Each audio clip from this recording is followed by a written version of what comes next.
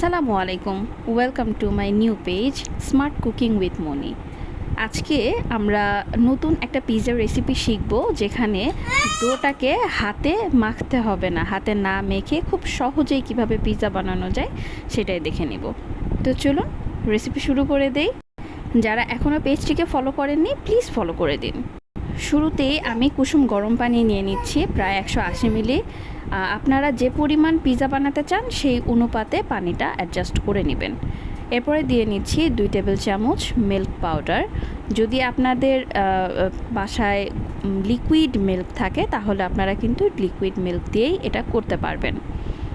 আর অবশ্যই পানিটা কুসুম গরম পানি হতে হবে, কারণ ইস্ট অ্যাক্টিভ হবে না কুসুম গরম পানি না হলে। এই পর্যায়ে 3 টেবিল চামচ দিয়ে দিচ্ছি সুগার। চিনিটা কিন্তু অবশ্যই 3 টেবিল চামচ বা 3.5 টেবিল চামচ দিতে হবে, না হলে এটা খেতে কিন্তু মজা হবে না। এরপরে দিয়ে দিচ্ছি হাফ চামচ লবণ আর 3 টেবিল চামচ তেল। এখানে আমি রান্নার রেগুলার যে সয়াবিন তেল সেটাই ব্যবহার করছি। এবার সবগুলো উপকরণ সুন্দর করে মিক্স করে নিব, যেন চিনিটা গলে যায়। চিনিটা গলা পর্যন্ত মিক্স করে নিলেই হবে। এখন দিয়ে দিচ্ছি প্রায় 1 চামচের মতো ইস্ট। 1 চামচের বেশি দেওয়ার কোনো প্রয়োজন নেই। আর সাথে দিয়ে দিচ্ছি একটা ডিম। ডিমটা কিন্তু সম্পূর্ণ অপশনাল, না দিলে কোনো সমস্যা নেই। এরপরে সব উপকরণ আমরা একসাথে ভালো মতো মিক্স করে নিব। এখন দিয়ে নিচ্ছি আটা বা ময়দা, বাসায় যেটা থাকবে আপনারা সেটাই ব্যবহার করতে পারবেন। এখানে পানিতে যে পরিমাণ আটা বা ময়দা লাগবে ঠিক সে পরিমাণই দিবেন, এটা নির্দিষ্ট কোনো পরিমাণ নেই। যদি আপনাদের 1.5 কাপ লাগে 1.5 কাপ দিবেন, 2 কাপ লাগলে 2 কাপ দিবেন। এখন এটাকে সুন্দরভাবে বিট করতে হবে 5 থেকে 7 মিনিট, যেন এটা খুব সফট একটা ডোতে পরিণত হয়। আসলে এটা ডো না, এটা একটা বেটারে পরিণত হবে। সফট বেটার হওয়া পর্যন্ত আপনারা মিক্স করতে থাকবেন।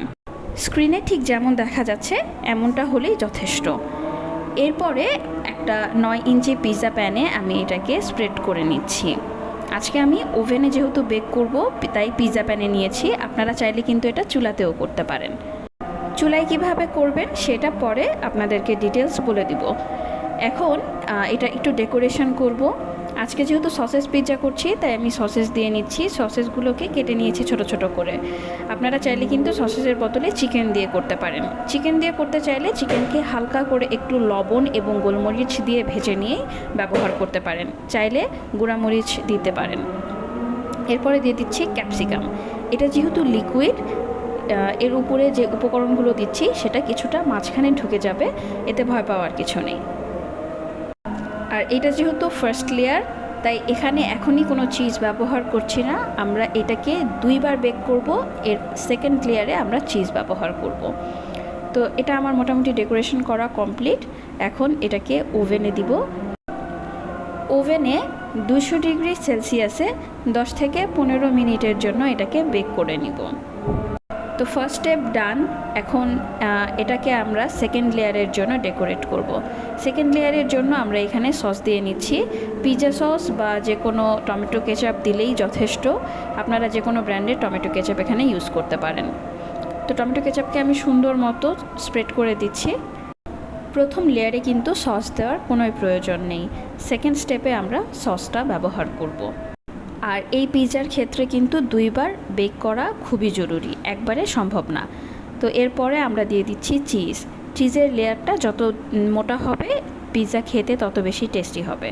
তো এরপরে আমরা চিজের উপরে আরেকটু সামান্য কিছু ক্যাপসিকাম দিয়ে দিচ্ছি। আচ্ছা, এখন চুলায় বেক করার প্রসেসটা বলে দিচ্ছি। চুলায় বেক করার ক্ষেত্রে ঠিক একটা তলাযুক্ত কোনো ফ্রাই প্যান নেবেন। তারপরে সেটাতে প্রথম লেয়ারে 5 মিনিট এবং পরের লেয়ারে 5 থেকে 7 মিনিট বেক করলেই হবে। তো আমি সেকেন্ড লেয়ারও বেক করে ফেলেছি। সেকেন্ড লেয়ার বেক করতে আমার সময় লেগেছে। ধন্যবাদ সবাইকে। রেসিপিটি ভালো লাগলে অবশ্যই একটা লাইক দিয়ে দেবেন। আল্লাহ হাফেজ।